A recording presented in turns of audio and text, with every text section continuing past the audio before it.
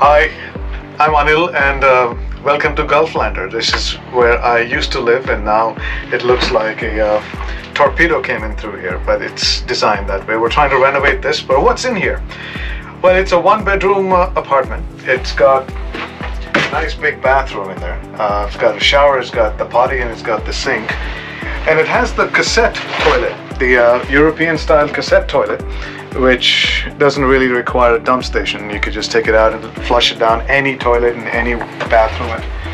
That is a washing machine that I need a dryer for, of course. But this is what, it's a wet bathroom it's called. Closet space, this is all the storage. This was built by these guys. I mean, I haven't taken their pictures off. This is Steve in England. His wife and he built this truck in 2010. Went around Africa once, sold it to a pastor in Africa, and then he lived in this with his family for 7 years doing his missionary work, and then I bought it from him. So this is a blessed truck already.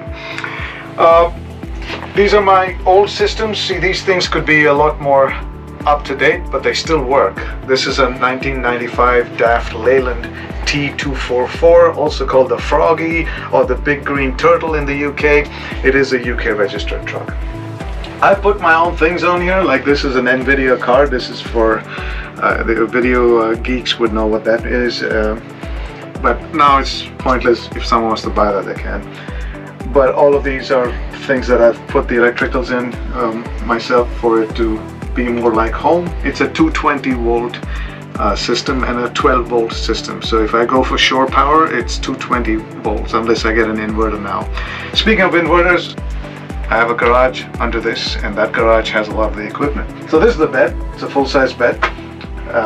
Skylights, of course.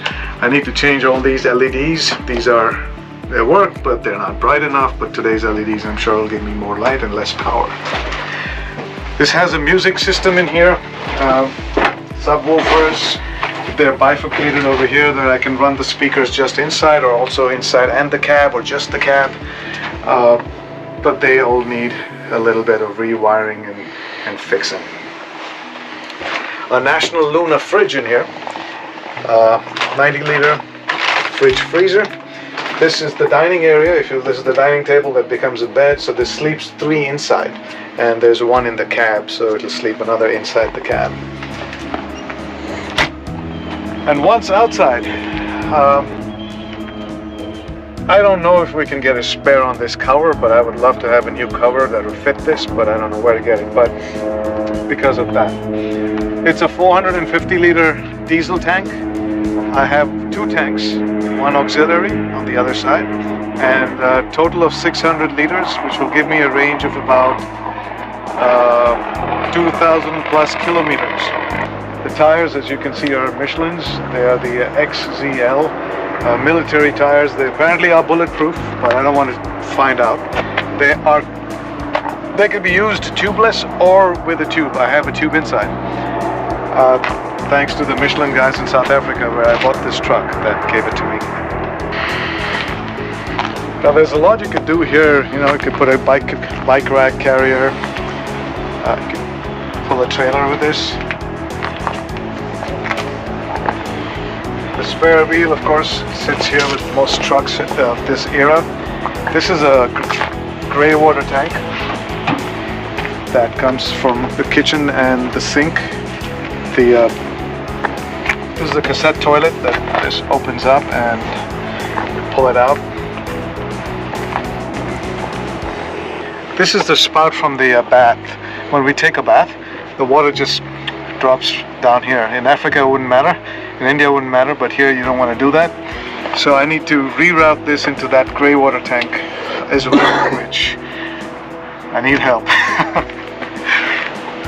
Or I don't have a bath in here yet. This is the spare tank, which is actually the original tank, but is now acting as a spare, and there's a pump that goes from this tank to that tank where I can transfer on the fly. And this is what I had built. This is what I got done when I bought it. It used to house the what do you call that, generator, but now we don't have generators of those sizes anymore. We have those battery packs, which hopefully I can still keep here. It's got enough stone. So I need to change this as well. The funny thing about this sticker is I had to put this here for the Indian authorities because they would charge me tolls as a truck, but this actually comes under the Indian law as a light commercial vehicle. But they see the tires and say, no, it's a truck. And the same thing happened to me here with the New Jersey Turnpike. They wouldn't believe this is an RV and they charged me a truck fee. And I was just coming in from the port. I didn't want to bother with an argument, but next time I will stop and argue. Here we have lighting. Are these LED, halogen? So these are spot beams that go 2 kilometers in front of me. And the one across is the light beam, of course, the LED lights, light bar. In the middle is a CCTV camera, which I actually use to film my journey so that I can get footage from the front. That's windscreen TV, I call it. But otherwise, yeah, I've never used it for security. The winch, it's a 14-ton winch, enough to pull this guy out. Never had to use it. I just replaced this with Jeep headlights 2 weeks ago. So, and then what are these flags? What's that stand for? Well, these flags, this is a Buddhist prayer flag. Om Mani Padme Hum. It's a chant of the Buddhists, and it's for good luck. So when I went to Nepal, I got this there, and it's been here ever since, and it will continue to stay till it breaks on its own. So it's like a blessing. This is the hood, as in the wiper fluid is sitting inside here.